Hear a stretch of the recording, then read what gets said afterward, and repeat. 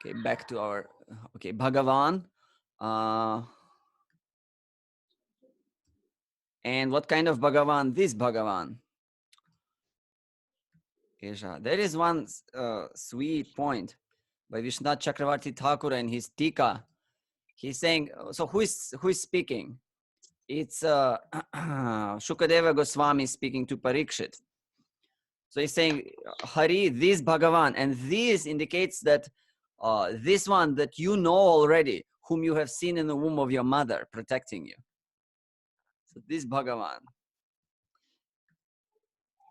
That's a very nice point. So seemingly, you know, unimportant word, but in the eyes of acharyas, you know, it can, reveal a lot of what's happening behind. A lot of rasa is there. Okay, so I would guess I would arrange the words in such a way that it's Hari, who is Bhagavan, and Bhagavan, what kind of Bhagavan? This Bhagavan, and Brahmamaya Bhagavan. Yeah. So Bhagavan, which is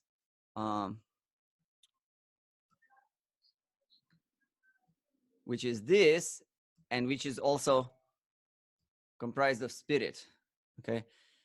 Next, so agat. So now we need object for agat, and as I said yesterday, I you know, by inattention said that putratvam was a nominative case, first case, subject case, but it's actually an object case. So putra tvam, okay, object case. So, okay, let's have them in black. So he went to the state of being a son. Yeah, and now what about other words?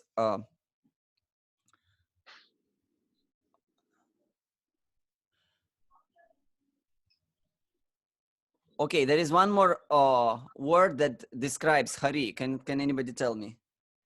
One more word that describes Prarthitaha. Prarthitaha, yeah. Prarthitaha. Prayed for. Hari prayed for. And this is a interesting description. It is actually what is called in Sanskrit kridanta. This is a participle. Gopi Pranana Prabhu, my teacher. Yeah. Sorry, I have a question here. Yes, yes. When we pronounce, we say Bhagwan, right? Or Okay. Bhagavan. Bhagavan, so, yeah.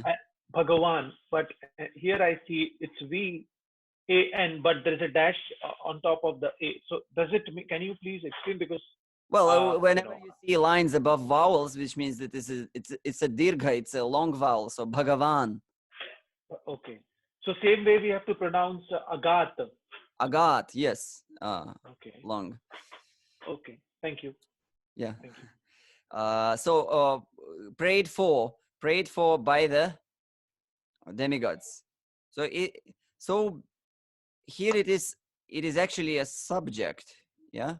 So demigods are the one who are praying, and the prarthita is a description of Hari, but is a kind of an active description. There is a verb in it. There is some action. So he was prayed for. It's a passive voice.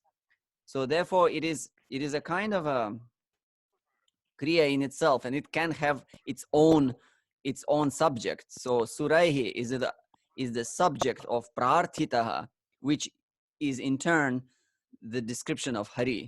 Okay, so it often happens like this in Sanskrit, that words like this, prarthitaha, which are called kridantas, they can serve as both descriptions or visheshanas of any word, basically, and at the same time they have that nature of an action, so they can have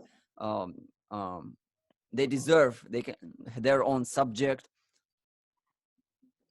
and maybe any other things that a verb can take. So okay, so Any other words? So let's do the adverbs. Okay, so he went to the state. Okay, this is important point. He went to the state of being a son. This is a specific.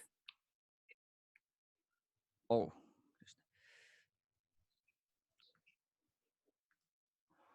this is a specific idiomatic expression in Sanskrit. Sanskrit also has its own idioms. So went to the state of being. It's too convoluted in English to speak like this, but this is the way often things are expressed. In other words, he became the son. It's much simpler to say, but in Sanskrit, often things are expressed in this way. So he went to the state of being the son. He attained the sonhood. Okay, he became the son. In other words, very simple. So this is the expression, and he agat, he went. So in this way, because this is an idiom, we translate it as attained. Okay, see, he attained. In which way he attained the state of being a son? In which way? There is some adverb that describes.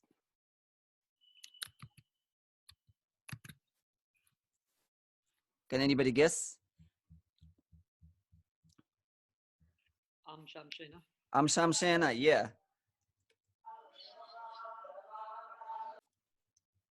Angshamshena. Okay, this is okay. Let's leave it this way. As an amsha of an amsha. Okay. So and also he attained the sonhood in four parts. Chaturdha, in 4 parts. Notice that both Chaturdha and Amshamshayana, they are connected to Agat, to the Kriya. Okay.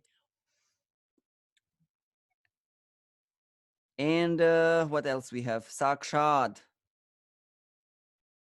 Brahmamaya. So directly Brahmamaya. It's connected to Brahmamaya. Sakshad. Not in any other way, but directly.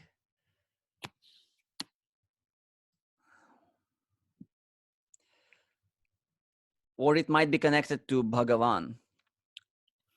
There are different options. Okay, here it could go to Bhagavan, it could go to Brahmamaya. And another. Now the question, Tasyapi, of him, which refers to Dasharata. What word will it be connected to? Can anybody tell me? What is there of Dasharata in this verse? Puchadva? Yes, the state of being the son of Dasharata. Okay. Tasyapi. Of him also. Okay, and okay, Sangnaya. Okay, so there is another word that has that adverbial meaning, which will be connected to agat. Okay, we don't have many more left. So what word would be connected to agat? One more word.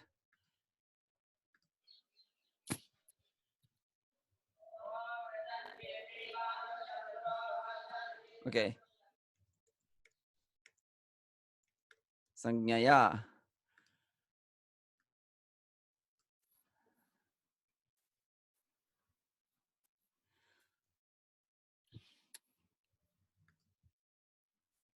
Or you know what? I think actually I would like to connect it to putratvam more. I feel it is more related to the sonhood. Sonhood by the name. So now we have iti, and there we have the actual name. Rama, Lakshmana, Bharata, Shatrughna, iti sanjnaya, by this name. Okay, is any other word left out? No, I think we have all. Okay, so this is the mind map or the skeleton, the scheme of the verse. Quite interesting, yeah.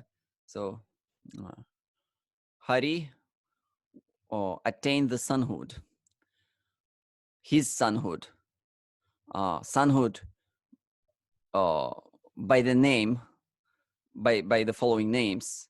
Sonhood in 4 parts, attained in 4 parts, attained the sonhood as an amsha of an amsha. And Hari, which kind of Hari? Who was prayed for by the demigods.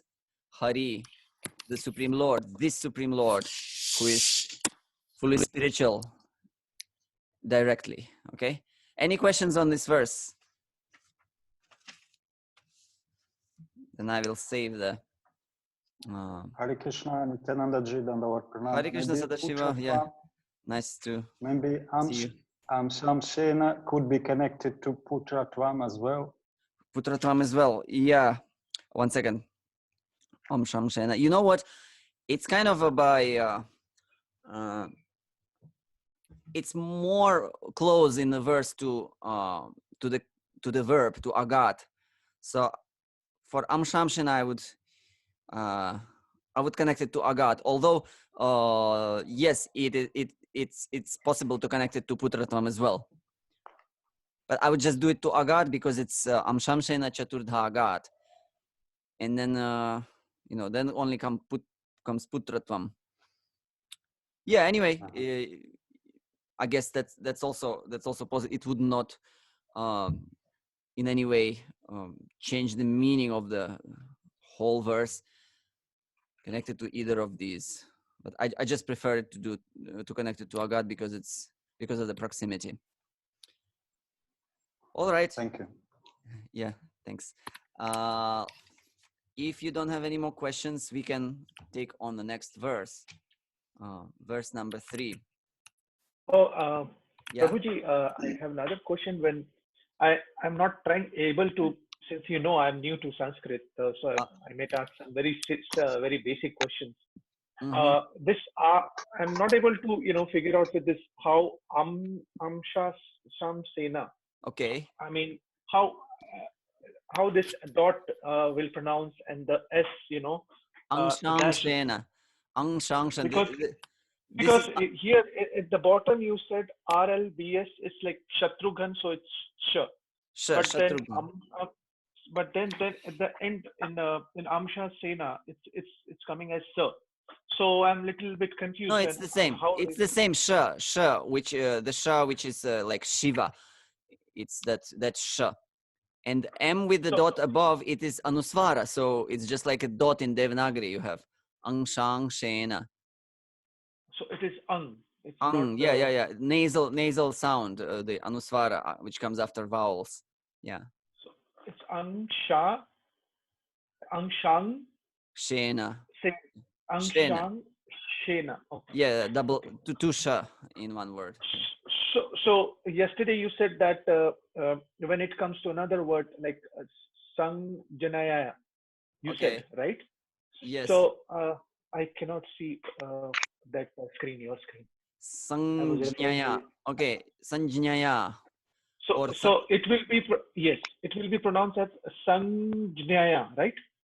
Yeah, you can pronounce it this way. This will be kind of the most orthodox way of pronouncing it. Okay. And that wave, if you can go to that whiteboard again. Yes. That's nya. The chavarga nya. Cha-cha-ja-ja-nya. Okay, nya. Okay, the wave on that it's nya. Okay. Nya. Sanjnaya. Okay. Mm-hmm. My apologies to the other participants also for my no, not at all. This is actually we are using here this IAST, which is International Alphabet for Sanskrit Transliteration, because not all the participants read Devanagari. So this is actually the alphabet with those specific symbols, which are called diacritical marks. It fully conveys all the Devanagari sounds that are there in Devanagari alphabet. So it was developed around 200 years old by some Indologists, and yeah, it's kind of a Romanized Sanskrit, what we call, but it is as accurate as Devanagari in representing the sounds completely. All the 49 sounds of Sanskrit alphabet are, distinctly represented by this script. So yeah. And in this Chaturdha, so Yeah, this Chaturdha. is C, but we are like how we are pronouncing as Cha. In Romanized Sanskrit, you pronounce it as Cha. Yeah, the single C is Cha. Yeah. Okay. And the CH will be as Cha, like Mahaprana, Cha. Cha. Okay. The second Cha. Yeah.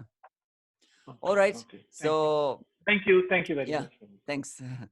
So word for word of the third verse, Tasyanu Charitam. Okay, again, Tasya. We had it already. Tasya, of him. Yeah, of him. Him with a capital, because talking about Rama here.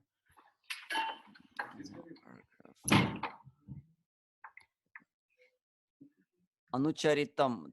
Tasya Anucharitam. What is Anucharitam? Anu is to follow behind. Okay. Charita. Activities. Activities, yes. Activities. It can mean activities. It can mean character by extended meaning. So Anucharita, meaning you can say continuous activities, chronology. Following Anucharita. someone. That Anu can in different following contexts. some character. Yeah. No. Here it will not be like following. It can Anu has the meaning of continuity. So Anucharita, continuous chronology, we can say technically. Yeah. So Anucharitam. Or continuous activities. Continuous activities. What?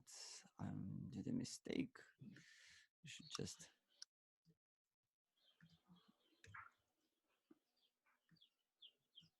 Okay, and the next word is Rajan. Okay, Rajan. Let's take on the Rajan. Oh, what's the original word? What's the root of Rajan? And is it Rajan, by the way, at all? Yeah. In the verse, it has double N. So what's happening here? It's a reduplication because of Sandhi, because of the vowel following. Yes, we have A in Rajan before N, and we have a vowel in the next word, Rishibhis.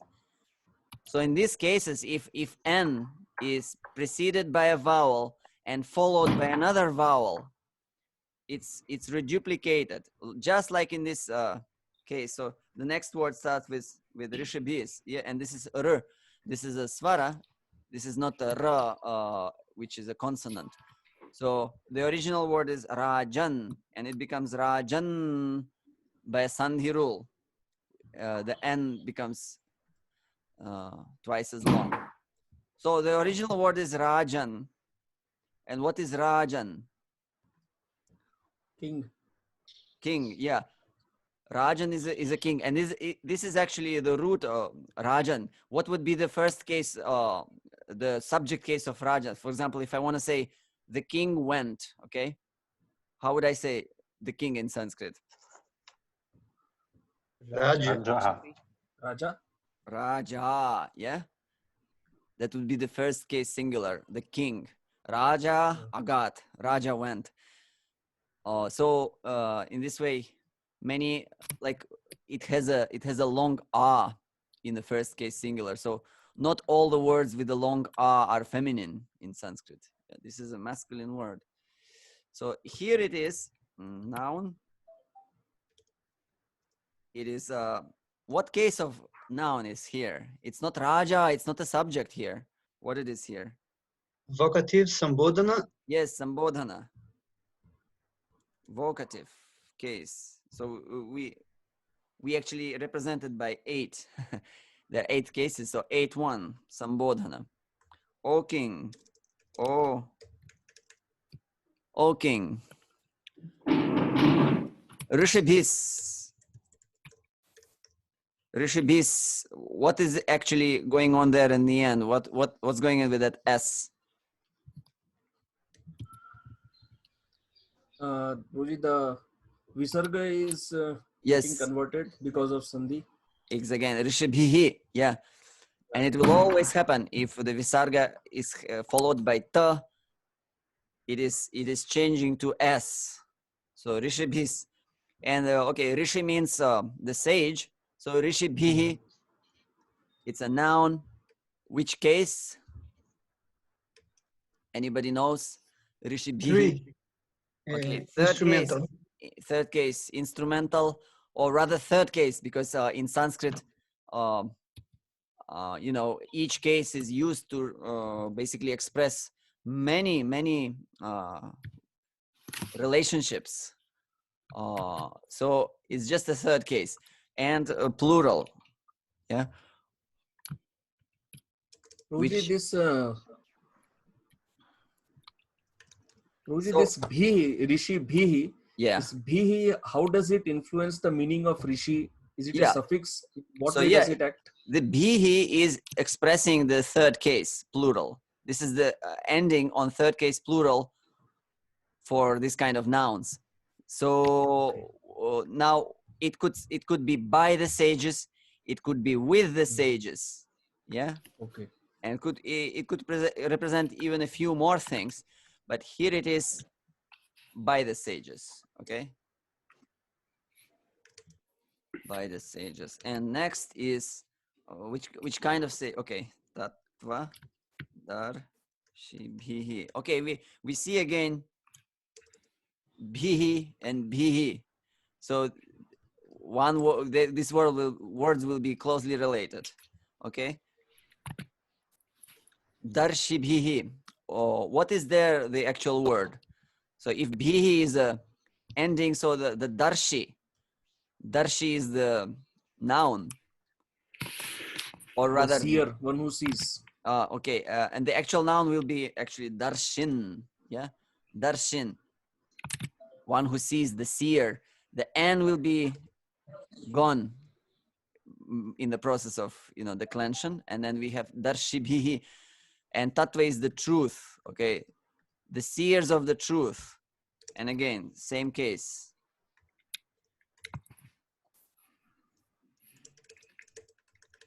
Seers of the truth. Okay, next shrutam. Okay, shrutam.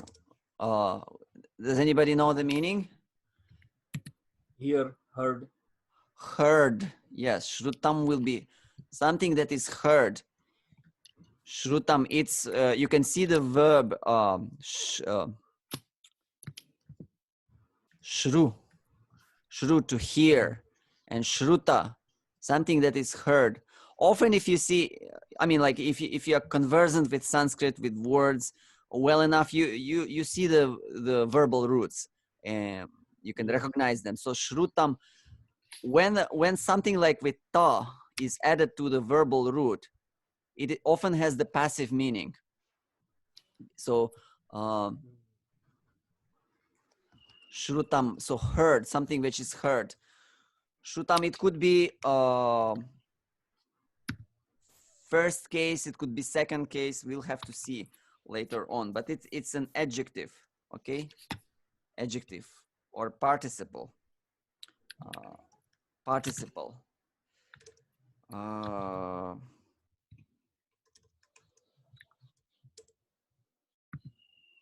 And here it would be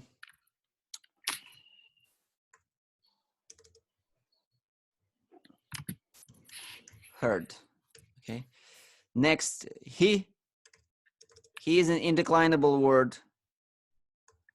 Certainly. Yeah, certainly. Varnitam. Varnitam. Varnitam. The meaning is to describe. Again, there is a verb. Varn means to describe. So something is varnita. Again, we see this ta ending. Technically, it's called ktantas in Sanskrit. Ktantas. So varnitam. They make an adjective out of verb. So to describe something that is described. May I ask one question? Yes. What is the root of Shrutam? Shru. Yeah, Shru. Uh-huh. Okay, thank you. Described. So.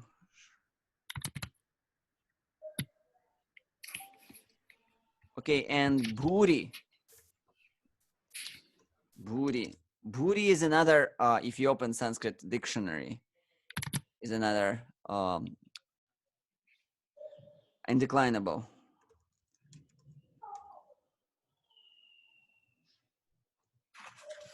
And bhuri, maybe some of you will know the meaning. Bhuri. Bhuri da janaha from Gopi Gita, you remember? Yeah, merciful. Not exactly.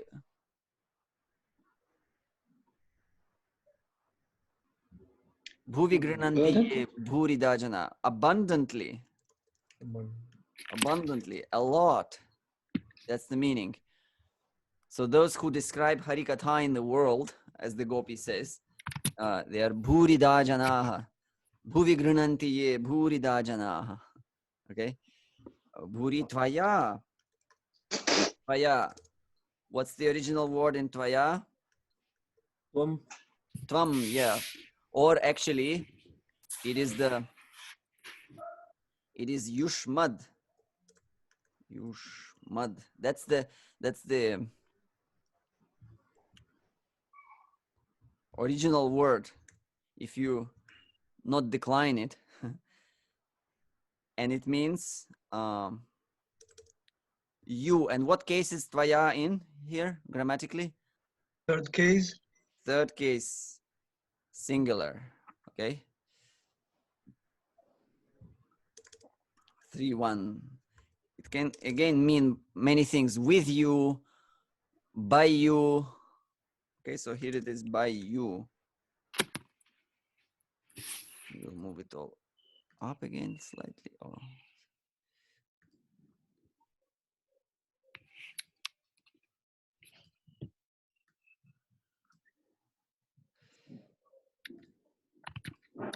Next, Sita Pater. Sita Pater. What is that ra at the end of Pater? You know, we have Sita Pati, the husband of Sita. Sita Pater becomes, it's definitely some case. So it's Patehe. Sandhi rule. Visarga turns into ra when it is followed by consonants such as M and other many voiced consonants. So Sita Patehe. Which case is this? It's a noun, masculine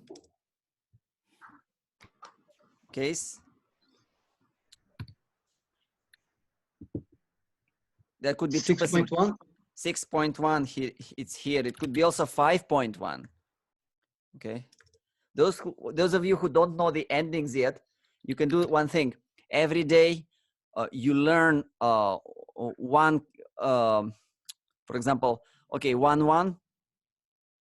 You learn 1-1 of some noun. Okay. For example, nouns ending in a, like Krishna or Rama. You learn 1-1, like Krishnaha, Krishno, Krishnaha, like that. So in this way, in 7 days, you will have one full table memorized without any endeavor. You know, just three endings per day. In this way, you will know in 2-3 months you will know all the Sanskrit nouns, and it will be much more easy for you to just analyze the verse, because endings will just be so familiar to you. Sitapate of husband of Sita, of the husband of Sita. And muhuhu. Muhuhu, it's undeclinable. Let me introduce you to the Aviya. Avyaya. They are called Avyayas in Sanskrit. Nothing is taken from them, nothing is added onto them. Avyayas. Undeclinable. And it means muhuhu. Anyone? Repeatedly. Yes. Repeatedly or again and again. Okay, it's no space. So these are the words of the verse. And yeah, I'm receiving a notification that we have 2 more minutes only left, unless we upgrade the app. Anyway, so we have analyzed the words here. So I'll just forgot about shrutam and varnitam. Do you see any other word in the verse that has similar tam tam tam ending in the beginning of the verse? Anucharitam, yes. Anucharitam, shrutam, varnitam. Continuous activities that are heard and also described. So it's most likely that they will share the grammatical case. Okay, and it could be either first case singular or second case singular. So it could be either object or subject. Guruji, I have a question. That's the dot underneath the N. How do you pronounce that? Varnitam. The third varga. Yes. Okay, so varnitam. Yes. So we will need to stop in a few seconds. So it could be either subject or object. So Prabhuji, if you want, you can start the meeting again once it stops. Really? Anyway, yeah. I think we are done. You can try to assemble the verse, and you decide. Yes. You will see either anucharitam and it's a subject or an object. And tomorrow we will. Can you please share this? Yes, I will share it. Okay. Thank you. Yeah, I will share it. Okay. So thank you for your attention. Thank you, Prabhuji. Thank you very much. Yes. Thank you, Prabhuji. We'll meet tomorrow. Yeah, at the same time. Yeah, sure. Hare Thank Krishna. you. Hare Krishna.